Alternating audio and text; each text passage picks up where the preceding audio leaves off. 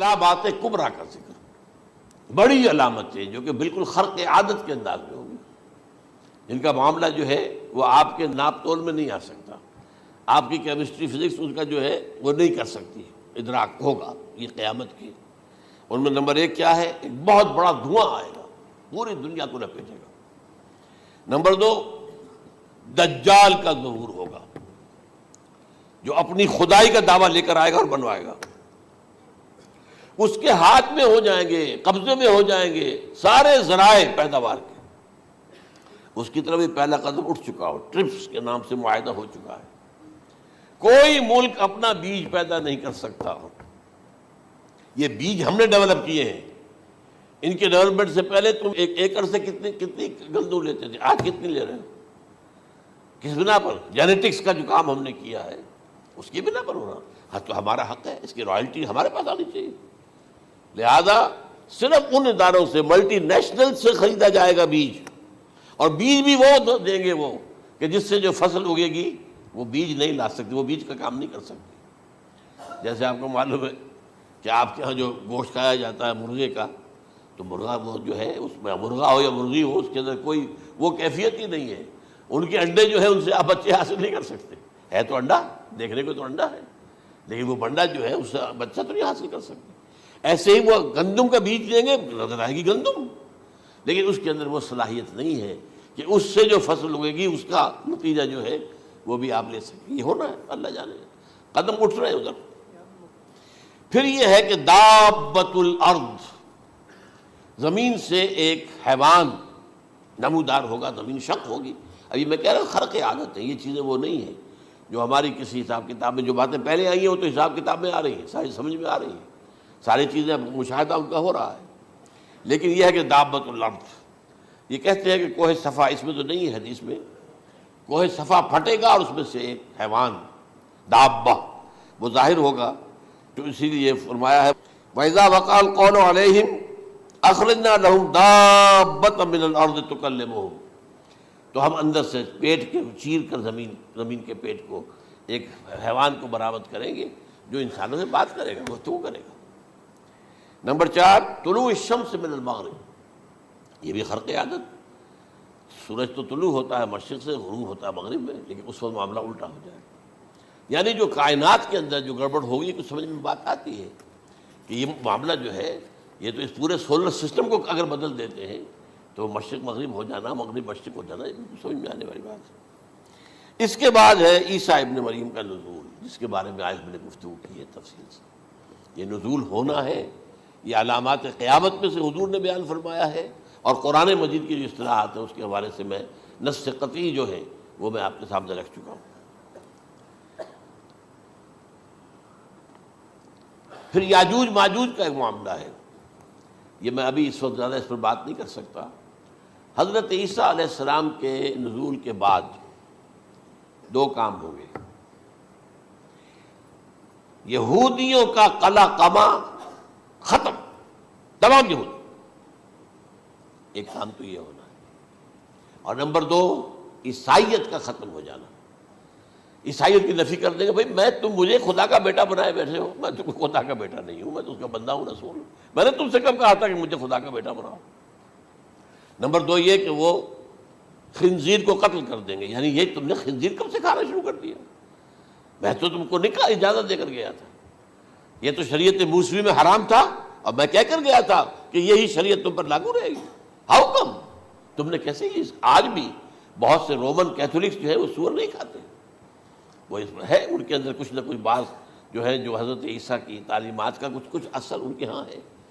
میں تو ایک مرتبہ، یہ 1971 کی بات ہے، 4-5 دن کے لیے برسلز میں رکا تھا، اس لیے کہ وہاں مجھے ایک صاحب نے خط لکھا تھا کہ وہاں ایک نوجوان ہے، ابھی اس ایمان لایا ہے، اور اس کے کچھ مسائل ہیں، ہم کوشش کر رہے ہیں ان کے مسائل حل کریں، آپ بھی جا رہے ہیں۔ میں انگلینڈ جا رہا تھا تو واپسی پر آپ ان کے یہاں چند دن ٹھہرے، میں حیران ہوا۔ ویسے اس نے مجھے اپنے گھر ٹھہرایا نہیں، اس لیے کہ ماں باپ تو اس کے کرسچن تھے، اور پولیس کا چیف آفیسر اس کا باپ تھا، چیف آف پولیس فورس۔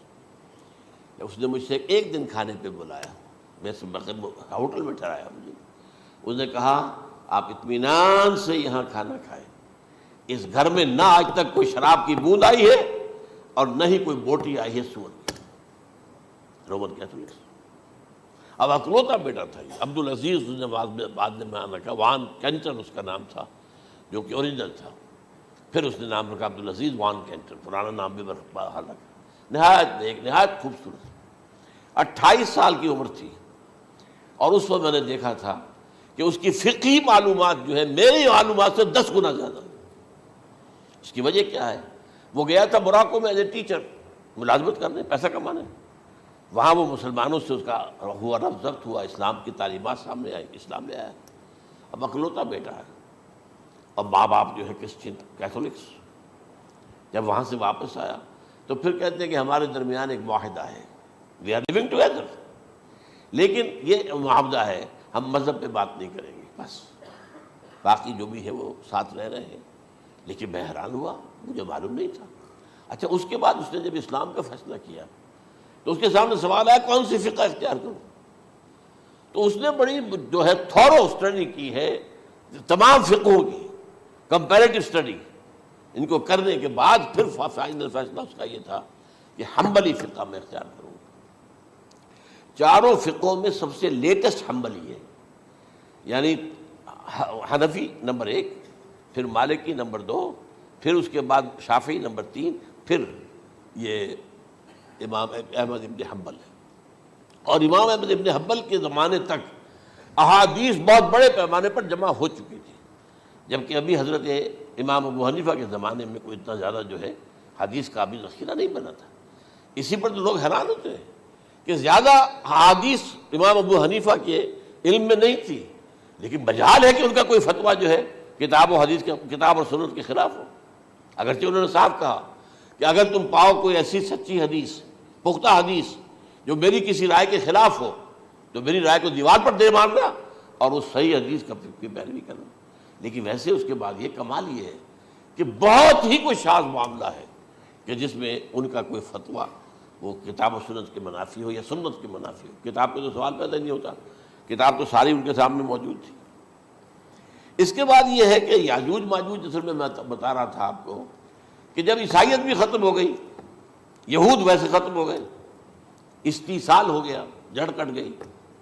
اب عیسائیت گویا کہ اسلام میں ضم ہو گئی. عیسائیت مذہب ختم، یہودی خود ختم. اب یہ طاقت کتنی ہو جائے گی؟ تقریباً 2/3 دنیا آ گئی. تمام اب عیسائی 2 ارب کے قریب ہیں، 1 ارب 90 کروڑ ہوں گے، یا مسلمان بھی 1 کروڑ 50-60 لاکھ ہیں. دونوں کو جوڑ لیجیے کتنے ہو گئے؟ 6 ارب کل آبادی ہے. لیکن اس کے بعد آتا ہے یاجوج ماجوج کا خروج. یہ یاجوج ماجوج میرے نزدیک چائنا اور رشیا ہے. ان کی مجموعی طاقت اتنی ہوگی اور یہ اس طرح آئیں گے ہر اونچائی پر سے اترتے ہوئے، پھسلتے ہوئے. جیسے 1962 میں جب وار ہوئی تھی بٹوین چائنا اینڈ انڈیا 1962 میں، تو وہ اس وقت کا نقشہ مجھے آج بھی اخبارات میں پڑھتا تھا تو یاد، waves after waves of Chinese soldiers were coming down the slopes of Himalayas. یہ تو وہ ہے نا جن کی تعداد کا کوئی حساب نہیں ہے. اور رشیا اور یہ مل کر جو ہے، میرا اندازہ یہ ہے کہ جب پہلے ملحمۃ العظمیٰ ہوگی وہ عیسائیوں اور مسلمانوں کے درمیان، اس وقت یہ دونوں پاورز نیوٹرل رہے گی. لیکن غالباً یہ بات طے کر لیں گی کہ ویپنز آف ورلڈ جو ہے ماس ڈسٹرکشن، یہ استعمال مت کرنا. اگر یہ ویپنز آف ماس ڈسٹرکشن استعمال کرو گے تو ہم میدان میں آ جائیں گے. اس میں وہ جنگ جب ہو چکے گی، پھر حضرت عیسیٰ کو فتح حاصل ہو جائے گی، اور پھر یہ کہ یہودیت ختم ہو جائے گی، عیسائیت بطور مذہب ختم ہو کر اسلام میں ضم ہو جائے گا. پھر وہ 40 برس کا عہد حکومت ہے حضرت عیسیٰ علیہ السلام. لیکن جب یہ فتح ہو جائے گی ان پر، اب یاجوج ماجوج آئیں گے اور اتنی تعداد میں آئیں گے کہ بحیرہ طبریہ جو ہے اس کا سارا پانی پی جائیں گے. یہ تو اگر آپ کو کبھی اندازہ ہو یا کوئی آپ جانیں ان لوگوں کو جو ان چینیوں سے واقف ہیں، وہ کہتے ہیں زمین پر ہلتی ہوئی کوئی چیزوں سے وہ چھوڑ کے کھا جائیں گے. جہاں وہ جاتے ہیں ایز اے لیبرر، وہاں کے جو سارے کتے ہیں ختم، ساری بلیاں ختم، ہر شے، وہ جو سانپ کھاتے ہیں، ہر چیز کھاتے ہیں. اور یہ تمام ایسٹرن کنٹریز کے اندر ہوتا ہے. بڑی ڈیلیشس ڈشز ہیں یہ، سانپ وغیرہ وغیرہ. اور یہ جس طرح کھا جائے، پانی پیا ایک قطرہ نہیں رہے گا اس پر. تو پھر جو ہے اللہ تعالیٰ اس وقت جو ہے اس میں ایک ایسی بیماری پیدا کرے گا، یہ سب مر جائے. یہ معجزے سے ہوگا. یعنی ان کے اوپر فتح جو ہے وہ عام لڑائی کے ذریعے سے نہیں ہوگی، بلکہ اس کے اوپر فتح جو ہوگی وہ اللہ تعالیٰ سے بوجھ. ایک بیماری پیدا ہوگی، سب مر جائے گی. اور اس کے بعد اللہ تعالیٰ ایسے پرندے بھیجے گا بڑی لمبی لمبی گردنوں والے، وہ ان سب کو کھا جائیں گے. جیسے ہمارے ہاں گدھ ہوتے ہیں وہ ان کو صاف کر دیں گے. ورنہ تو یہ ہے کہ پوری دنیا کے اندر جو بدبو اور جو پیدا ہوتا معاملہ اس سے، تو اس نوع انسانی کی بقا ممکن نہیں تھی. ان کے خاتمے کے بعد پھر یہ ہوگا کہ حکومت اسلامی جو ہے پوری دنیا میں حضرت مسیح علیہ السلام کی ہوگی. 45 برس وہ رہیں گے. اسی میں وہ کہلن بھی آ جائے گا، وہ فی المہد و کہلن جو میں نے شروع میں بیان کیا تھا. اسی میں پھر یہ ہے کہ وہ شادی بھی کریں گے، ان کی اولاد بھی ہوگی. اور پھر ان کا انتقال ہوگا تو حضرت حضور صلی اللہ علیہ وسلم کے حجرے میں، وہیں پر جہاں حضور اور ابو بکر اور عمر رضی اللہ تعالیٰ عنہم دفن ہیں، وہیں پہ ان کو دفن کیا جائے گا. اور قیامت کے دن حضور فرماتے ہیں کہ میں اور یہ تینوں ساتھ نکلیں گے. تو یہ ہے حالات و واقعات. بہرحال اس میں یہ ہے کہ یہ نوٹ کر لیجئے کہ جہاں تک ہمارے ہاں آج کل کا معاملہ ہے، میرے نزدیک میں یہ کہنے پر مجبور ہوں، جو رفع و نزول مسیح کو نہیں مانتا وہ کم سے کم منکر حدیث ضرور ہے. میں اس سے کم کا فتویٰ نہیں دے سکتا. اب یہ ہے کہ جو لوگ مہدی کو نہیں مانتے ان کا معاملہ میں مختلف سمجھتا ہوں. چند منٹ لے رہا ہوں آپ کے وہاں، اس لیے کہ ان کی حدیثیں صحیحین میں نہیں ہیں، بخاری مسلم میں نہیں. اور یہ کہ بہرحال ان کا معاملہ جو ہے وہ ایسا نہیں ہے حضرت عیسیٰ کا. حضرت عیسیٰ کے آنے کا جو کچھ ہوگا وہ تو میں نے آپ کے سامنے بیان کر دیا. لیکن یہ ہے کہ حضرت مہدی ہمارے نزدیک اس میں خرق عادت کوئی ہے ہی نہیں. جیسے ہر صدی کے مجدد ہوتے ہیں، آخری صدی کے مجدد وہ ہوں گے، اور میرے نزدیک یہی آخری صدی ہے اور اسی میں حضرت مہدی کا ظہور ہو جانا. سعودی عرب میں کوئی خانہ جنگی ہوگی کسی بادشاہ کے انتقال پر، اور پھر اس وقت یہ ظاہر ہوں گے. اس وقت ملک کے حالات کو سنبھالنے کے لیے لوگ ان کو زبردستی نکالیں گے، چھپے ہوئے ہوں گے ایک گھر میں. یہ حضرت ام سلمہ رضی اللہ تعالی عنہ کی روایت ہے کہ ایک بادشاہ کے انتقال پر یہ خانہ جنگی ہو جائے گی اور ایک شخص مدینے سے بھاگ کر مکے میں چھپ جائے گا. یہ تو ہے ان کے الفاظ، میں توجیہ کر رہا ہوں. یہ لوگ ان کی طرف دیکھ رہے ہوں گے کہ یہ جو وقت آیا ہے فتنے کا ہماری قوم پر، ہمارے ملک پر، تو ان کی شخصیت ایسی ہے کہ یہ بیچ میں آئیں، صلح صفائی کرائیں، اور وہ جو ہے اس ذمہ داری سے بچ کر بھاگیں گے اور جا کر مکے میں چھپ جائیں گے. پھر لوگ انہیں تلاش کر کے نکالیں گے اور زبردستی ان کے ہاتھ پر بیعت کریں گے، ورنہ وہ اتنے بڑے منصب کو. اور پھر یہ بھی ہے، ایک حدیث میں آتا ہے یصلحُ فی لیلۃ واحدہ، ایک رات میں ان کی مکمل اصلاح کر دیں گے. یعنی اگر کوئی تھوڑا بہت نقص اور عیب کوئی ہوا بھی، کوئی کمی کوتاہی ہوئی بھی، تو اللہ تعالیٰ ایک رات میں اصلاح کروا دیں گے. لیکن ہمارے نزدیک اس قدر کوئی خرق عادت ہے ہی نہیں. البتہ جو کہتے ہیں اہل تشیع، وہ خرق عادت ہے کہ ان کے 12ویں امام جو ہے وہ بچپن ہی کے اندر اس خوف سے کہ جو بنو عباس بادشاہ ہیں وہ ان کو قتل کر دیں گے، تو وہ ایک غار میں چھپا دیے گئے. اب وہ 1200 برس سے اس غار کے اندر چھپے ہوئے، اور اس کے بعد وہ ظاہر ہوگی، وہ امام مہدی ہوں گے. اس میں خرق عادت ہے. لیکن میں یہ کہتا ہوں کہ محض خرق عادت کی بنیاد پر ہم اس کی نفی نہیں کریں گے. کیوں؟ کیا ہم یہ نہیں مانتے کہ اصحاب کہف 300 برس تک سوئے رہے؟ یہ کیا عام بات ہے؟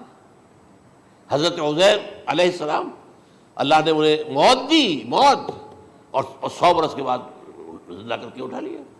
تو خرق عادت حضرت عیسیٰ کو ہم اتنا بڑا خرق عادت مانتے ہیں کہ اٹھا کر آسمان پر، تیسرے آسمان کے اوپر ہیں، موجود ہیں، اب بھی ہیں. شب معراج میں تیسرے آسمان پر حضور کی ملاقات ان سے ہوئی. تو یہ خرق عادت کی بنیاد پر نفی نہیں ہم کرتے. ہو سکتا ہے، لیکن یہ کہ اس کے لیے ہمارے پاس کوئی دلیل نہیں، کوئی احادیث نہیں، کچھ نہیں، اس لیے ہم اس کو نہیں مانتے. البتہ خود وجود جو ہے حضرت مہدی کا وہ کوئی عجیب بات نہیں ہے. وہ تو جیسے پہلے بھی آئے ہیں ہمارے مجددین، ایسے مجدد ہوں گے اور دین کو تازہ کر دیں گے. ایک صحیح اسلامی ریاست جو ہے وہ عرب میں قائم ہو جائے گی دوبارہ. حضور نے فرمایا وہ عدل اور انصاف سے عرب کو اسی طرح بھر دے گا جیسے کہ وہ اس سے پہلے ظلم اور جور اور زیادتیوں کے سے بھری ہوئی ہوگی. تو یہ کام ہوگا، یہ تو مجدد کا کام ہوتا ہی ہے.